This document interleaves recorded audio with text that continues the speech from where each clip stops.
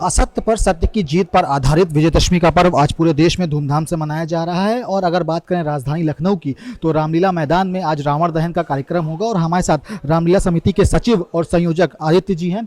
Sir, इस बार क्या theme रखी गई है रावण दहन की? रावण पुतला दहन में हर वर्ष हमने गौ हत्या का रावण जलाया, आज उस पर काम हो रहा है। हमने नारी उत्पीड़न का रावण जलाया, उस पर अंकुश है।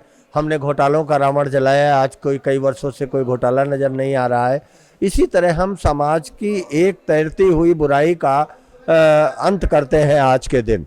और आज के अबकी की थीम हमारी है कि धार्मिक अलगाववाद एवं मतांतरण पर अंकुश लगे, इसका समूल नाश किया जाए समाज से। क्योंकि भारतीय जीवन संस्कृति है सर्वे भवन्तु सुखिनः सर्वे सन्तु निरामया।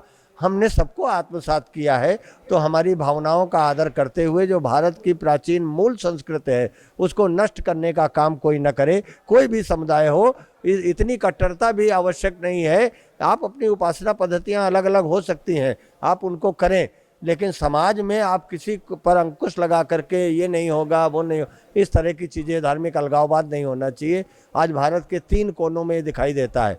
कश्मीर में जाइए, बंगाल जाइए, केरल जाइए, वहाँ पर बहुत कुछ इस तरह की घटनाएं मिलती हैं। और मतांतरण की तो रोज़ खबरें आ रही हैं, रोज़ एक नए वो NGO टाइप के बने हुए हैं जो जबरन और छल से मतांतरण कर रहे हैं। उस पर बिल्कुल अंकुश लगना चाहिए, कानून बनना चाहिए। बहुत पुरानी समिति है रामलीला ऐशबाग की समिति, कितना महत्वपूर्ण होता है विजयदशमी का त्यौहार आप लोगों के लिए? हमारे लिए ये पर्व है और हम वर्ष भर इसका इंतजार करते हैं। हमारे इसके संस्थापक गोस्वामी तुलसीदास जी हैं, उन्होंने पूरी इसका पहला मंचन यहीं इसी स्थान से किया। 16वीं शताब्दी से पहले से आज तक श्री रामलीला समिति ऐशबाग इस विजय पर्व को मनाती आ रही है। आज हम सुबह शस्त्र पूजन करते हैं, उसके बाद शाम को 7 बजे से हमारी रावण वध की लीला है और 8 बजे हमारा पुतला दहन का कार्यक्रम है। आतिशबाजी भव्य की जाएगी और उत्साह में कोई कमी नहीं, लेकिन कोविड के कारण हम उतनी भव्यता नहीं ला पाए जितनी हमें लानी चाहिए थी। और अगले वर्ष तक सारा संक्रमण ठीक हो जाएगा और हम उसी तेवर के साथ आपके समक्ष प्रस्तुत होंगे और रामलीला का मंचन कराएंगे।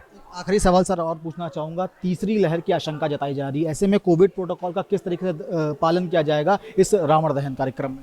हमारे कलाकारों का हमने सबका वैक्सीनेशन करा रखा है और भी हमारे कलाकार ग्राउंड छोड़ के जाते नहीं, अंदर ही रखते हैं और जिससे किसी एक दूसरे को संक्रमण।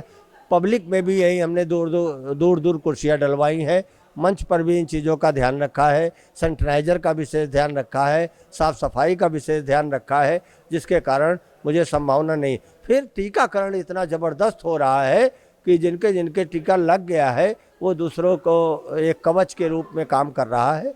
तो मुझे नहीं लगता है कि आज के दिन इस बुराई का भी एक अंत होने जा रहा है। और पिछले वर्ष मैंने कोरोना का रावण जलाया था, देखिए उस पर बहुत सारा अंकुश दिखाई दे रहा है। कोविड प्रोटोकॉल का किस तरीके से पालन किया जाएगा इस रामलीला ग्राउंड में? कोविड प्रोटोकॉल का इस तरह से पालन, जिनका वैक्सीनेशन है वो लोग आएँ और उनको हम बैठने का स्थान देंगे। और हमारी अपील ये है सबसे कि जो सामाजिक नियम बनाए जाते हैं आपकी सुरक्षा के लिए बनाए जाते हैं, समिति भी बाहर सबको सैनिटाइज करके और वो थर्मल उसकी वो करेंगे, जांच करेंगे, तब उसके बाद हम लोगों को आने देंगे। बहुत बहुत शुक्रिया सर समय देने के लिए।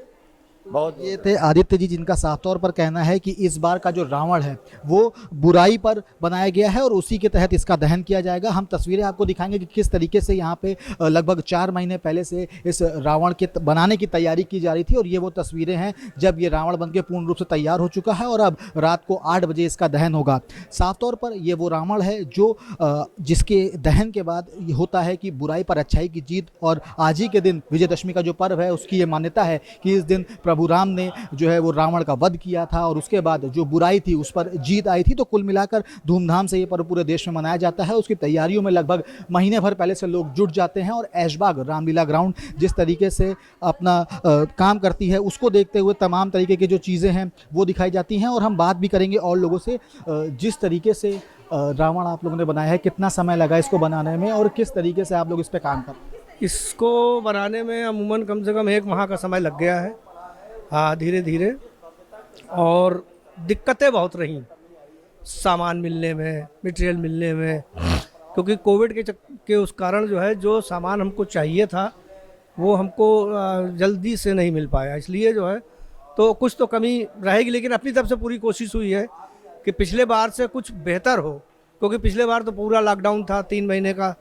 इस बार तो खैर इस तरह का नहीं। हाँ, अगर ये गाइडलाइन पहले आ गई होती, थोड़ा सा मुख्यमंत्री जी ने हमारे जो गाइडलाइन दी अगर उसको पहले दे दिए होते तो शायद ये एक विशाल रूप और जिस तरह से होता था शायद उसी तरह से होता। लेकिन ये इस बार कितने फीट का रावण बनाया? इस बार 80 फीट का रावण जी, 80 फीट का ये रावण बनाया गया है जिसका रात 8 बजे दहन कराया जाएगा। पूर्ण रूप से इसकी तैयारियां कर ली गई हैं और साफ तौर पर यही कहना है सबका कि कोविड प्रोटोकॉल का पूर्ण रूप से इस कार्यक्रम में पालन होगा। वीडियो न्यूज़ बाबूलाल के साथ अभिषेक पांडे, डेली इंसाइडर, लखनऊ।